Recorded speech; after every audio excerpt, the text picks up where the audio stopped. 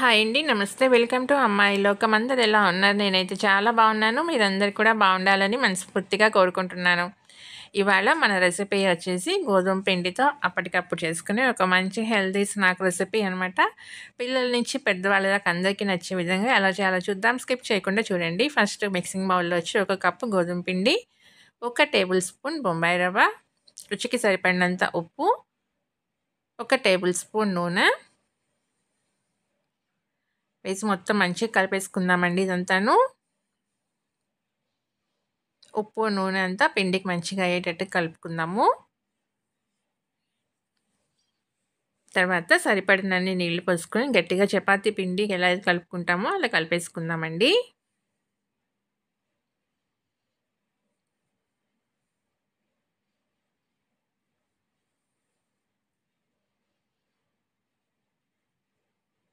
సాయంత్రం పూట ఏదైనా టేస్టీగా కొంచెం డిఫరెంట్‌గా తినాలనిపించినప్పుడు రోస్ట్ చేసుకునే స్నాక్స్ కాకుండా ఇలా ట్రై చేసి చూడండి. కొంచెం టైం అయితే తీసుకుంటుంది. కానీ టేస్ట్ అయితే చాలా బావుంటుంది.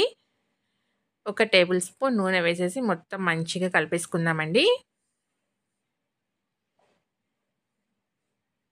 కలిపి మూత పెట్టి 10 నిమిషాల పాటు పక్కన పెట్టుకుందాం. నానుతుంది. రవ్వ అంతా మనకి పిండి కూడా చక్కగా నానుతుంది. పక్కన పెట్టేసుకుందాము. ఇప్పుడు ఒక బంగాళాదుంప తీసుకున్నామండి. మీడియం సైజ్ బంగాళాదుంప అనమాట. గిన్నెలో నీళ్ళు తీసుకొని అలానే తురిమేసుకుందాం నీళ్ళల్లో రంగు మారకుండా ఉంటుంది. ఎక్స్ట్రా ఉన్న స్టార్చ్ కూడా మనకి రిమూవ్ అయిపోతుంది.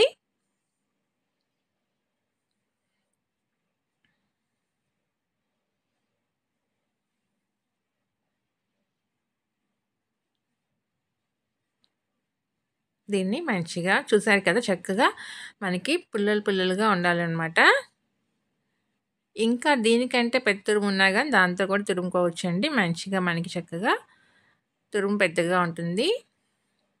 దీన్ని నీళ్లు పోసేసి 2, 3 సార్లు మంచిగా కడిగేసేసుకుందాము. ఆ ఎక్స్ట్రా ఉన్న స్టార్చ్ అంతా పోతుందనమాట. నీళ్లు గట్టిగా పిండేసేసి నీరు అస్సలు రాకూడదండి. మిక్సింగ్ బౌల్‌లోకి వేసుకుందాం.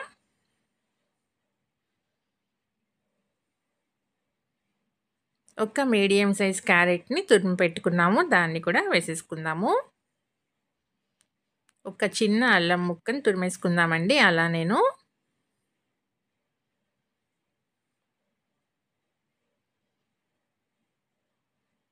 ఇందులో వచ్చి ఉప్పు, మిగతా మసాలాలన్నీ ఇప్పుడు వేయట్లేదు మనం. తర్వాత వేసుకుందాము. దీన్ని అల్లం వేసేసి కొంచెం కొత్తిమీర వేసుకొని సన్నగా తరిగిన కొత్తిమీర మొత్తం మంచిగా మిక్స్ చేసేసి పక్కన పెట్టుకుందామండి. ఈ అల్లం, కొత్తిమీర ఫ్లేవర్ అనేది మనకి క్యారెట్‌కి, బంగాళదుంపకి చక్కగా పట్టేస్తుంది. ఇప్పుడే ముందే ఉప్పేసుకున్నామనుకోండి మనకి బంగాళదుంప, క్యారెట్ నుంచి చాలా నీరొస్తుందనమాట. అంతా మొత్తం మనకి నీరు నీరుగా అయిపోతుంది. అందుకని ఇంతవరకు ఇలా కలిపేసేసుకొని దీన్ని మూత పెట్టి పక్కన పెట్టుకుందాము.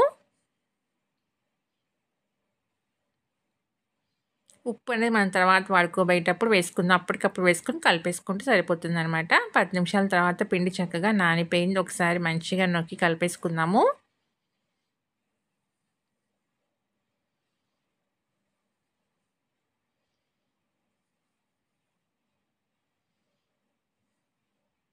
దీన్నిప్పుడు ఈక్వల్ పార్ట్స్‌గా డివైడ్ చేసుకుందామండి. మరీ పెద్దగా కాకుండా ఇలా చిన్న మనం పూరి సైజ్ ఉంటుంది కదా! పిండి ఎంత తీసుకుంటామో అంత తీసుకుంటే సరిపోతుందండి. చూసారు కదా!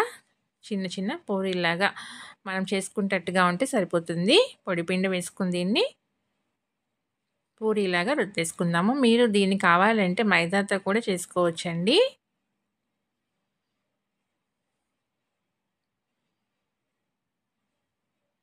మరీ మందంగా లేకుండా చూసారు కదా! కొంచెం పలుచగానే ఉండాలి మనకి. పూరీ కంటే కొంచెం పెద్ద సైజ్ అనమాట. మరీ పెద్దగా చేసుకోవద్దు. మనకు స్టీమ్ చేసుకునేటప్పుడు కష్టమైపోతుంది. చూసారు కదా! థిక్‌నెస్ ఇలా ఉంటే సరిపోతుందనమాట. అన్ని 5 పూరీలు ఇలానే చేసేసుకొని పక్కన పెట్టుకుందాము.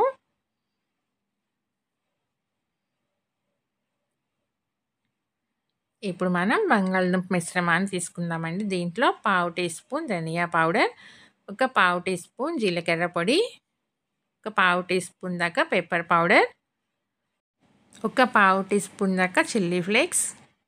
ఇందులో మనం ఇంకా వేరే పచ్చిమిర్చి కానీ ఏమి వేసుకోలేదు. మిరియాల పొడి, చిల్లీ ఫ్లేక్సేనండి కారం. అందుకని దానికి తగినట్టుగా మీరు అడ్జస్ట్‌మెంట్ చేసుకోండి. మరీ కారం కారంగా ఉన్నా కూడా బావుండదనమాట. ఇలా మొత్తం మంచిగా కలిపేసుకుందాము. మనం వేసుకున్న పొడులంతా దీనికి మంచిగా పట్టేటట్టుగా లాస్ట్‌లో వచ్చి ఉప్పు వేసుకుందాం. రుచికి సరిపడినంత ఉప్పు ఒక పావు టీ స్పూన్ దాకా వేశాననమాట నేను. అంతే సరిపోతుంది. వేసి మొత్తం మంచిగా కలిపేసుకుందాము. ఇప్పుడు ఒక అరకప్పు దాకా మనం పుట్నాల పొడి తీసుకున్నామండి. మీరు కావాలంటే శనగపిండి కూడా వాడుకోవచ్చు. ఇది మనకి ఇలా పొడి పొడిగానే ఉండాలనమాట. పుట్నాల పొడి వేసుకున్న తర్వాత మనకి నీరనేది రాకూడదు. ముద్ద ముద్దగా అయిపోకూడదండి. అందుకే మనం ఉప్పనేది లాస్ట్‌లో వేసుకున్నాము. వాడుకోబోయే ముందు మనం వేసుకున్నామంటే సరిపోతుందనమాట ఉప్పు. లేదంటే మనకి ఎక్కువ నీరొచ్చేస్తుంది. ఎంత పిండి వేసినా గానీ ముద్ద ముద్దగా అయిపోతుందనమాట. చూసారు కదా! ఇలా మనం పూరి రెడీ చేసి పక్కన పెట్టుకున్నాం గదా! ఆ పూరికి పైన మనం రెడీ చేసుకున్న ఈ మిశ్రమాన్ని వేసేసుకుందాము. క్యారెట్, బంగాళదుంప మిశ్రమము.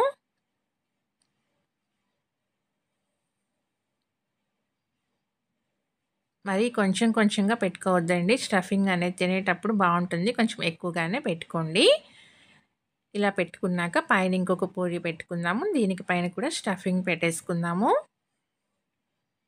అన్నీ ఇలానేనండి 5 పూరీలను.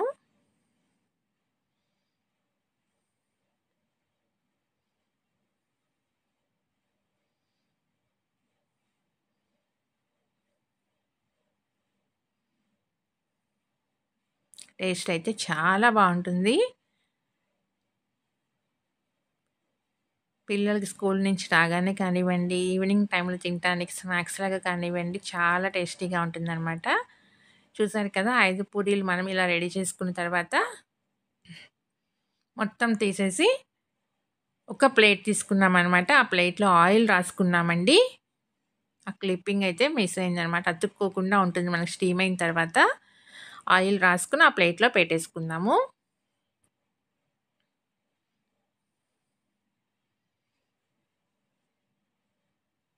ఇప్పుడు కడాయిలో వచ్చేసేసి కొంచెం నీళ్ళు పోసుకున్నాము. స్టాండ్ పెట్టుకొని ఈ ప్లేట్ పెట్టేసుకుందామండి. 5 నిమిషాల పాటు మీడియం ఫ్లేమ్ పెట్టుకొని మనం స్టీమ్ చేసుకున్నామంటే కరెక్ట్‌గా రెడీ అయిపోతుంది. 5 నిమిషాల తర్వాత చూడండి చక్కగా మనకు అతుక్కోవట్లేదనమాట. మంచిగా ఉడికింది. ఇప్పుడు దీన్ని ప్లేట్‌లోకి మనం ఇలా టర్న్ చేసేసుకుందాము. చక్కగా ఉడికిందండి. ఇప్పుడు దీన్ని మనం చిన్న చిన్న క్యూబ్స్ లాగా కట్ చేసుకుందాము. ఇలా నిలువుగాను, అడ్డంగాను చిన్న చిన్న స్క్వేర్ లాగా కట్ చేసేసుకుందాం.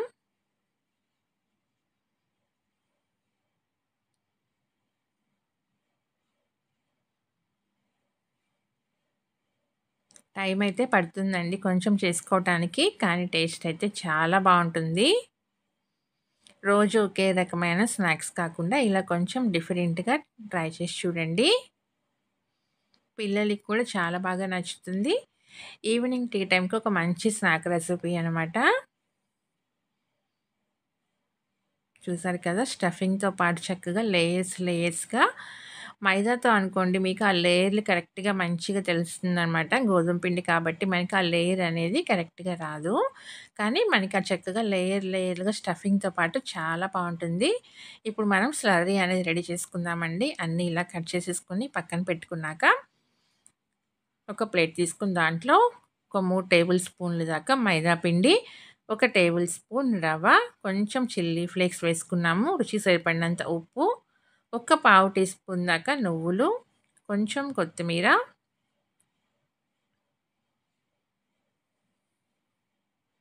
ఒక అర టీ స్పూన్ వచ్చి నూనె వేసుకుందామండి. దీనివల్ల మనకి పై లేయర్ అనేది మంచి క్రిస్పీగా వస్తుందనమాట పైపూత. ఇప్పుడు నీళ్లు పోసుకొని మనం చక్కగా మంచిగా పల్చగా వచ్చేయాలనమాట. అసలు మందంగా ఉండకూడదండి.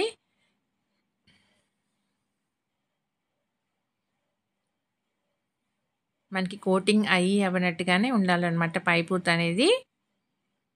దానికి తగిన విధంగా నీళ్ళు చెక్ చేసుకుంటా పోసి కలుపుకుందాము నీళ్ళు.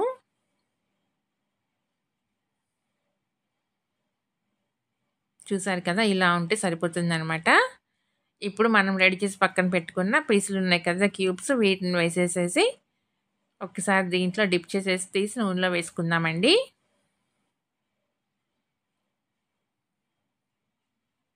అంతేను అన్నీ ఇలా ముంచేసేసి వేసుకుని చక్కగా 2 పక్కల మంచిగా ఎర్రగా కాలనిచ్చి తీసుకుందాం.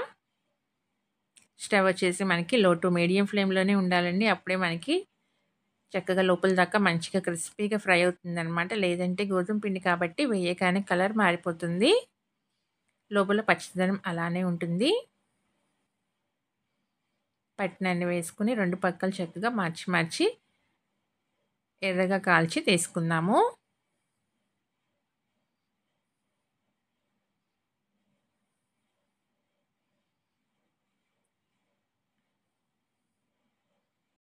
ఇదే మైదా అనుకోండి మనకి చక్కగా ఎర్రగా తెలుస్తుందనమాట. ఫ్రై అయిన తర్వాత కలర్ కూడాను. అలానే లేయర్స్ కూడా మనకు తెలుస్తుందనమాట విడివిడిగా. మనం గోధుమ పిండితో చేసుకోవటం వల్ల ఏంటంటే కలర్ అనేది కొంచెం అంత ఎర్రగా రాదు. ఆ లేయర్‌లనేది మనకి తెలీదండి విడివిడిగాను.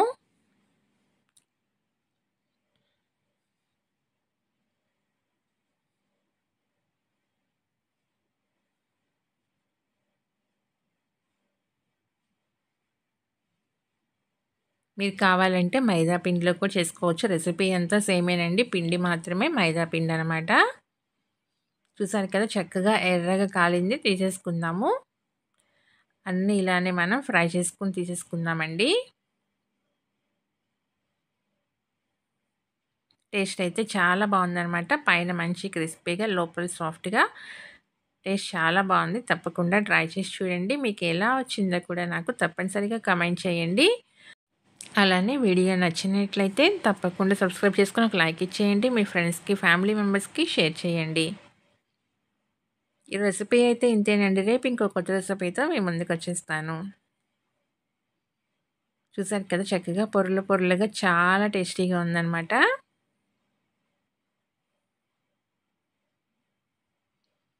వెంటనే అయితే అయిపోదండి. ఒక హాఫ్ అన్ అవర్ పైనే టైం పడుతుంది. కానీ ఒక మంచి టేస్టీ స్నాక్ రెసిపీ అనమాట. తప్పకుండా ట్రై చేసి చూడండి. చూసారు కదా పైన మంచి క్రిస్పీగా, లోపల సాఫ్ట్‌గా లేయర్లుగా స్టఫింగ్‌తో పాటు చాలా బావుంది. తప్పకుండా ట్రై చేసి చూడండి. ఒక మంచి evening tea time snack recipe అనమాట. పిల్లల నుంచి పెద్దవాళ్ళ దాకా అందరికీ నచ్చుతుంది. తప్పకుండా ట్రై చేయండి. Thank you for watching.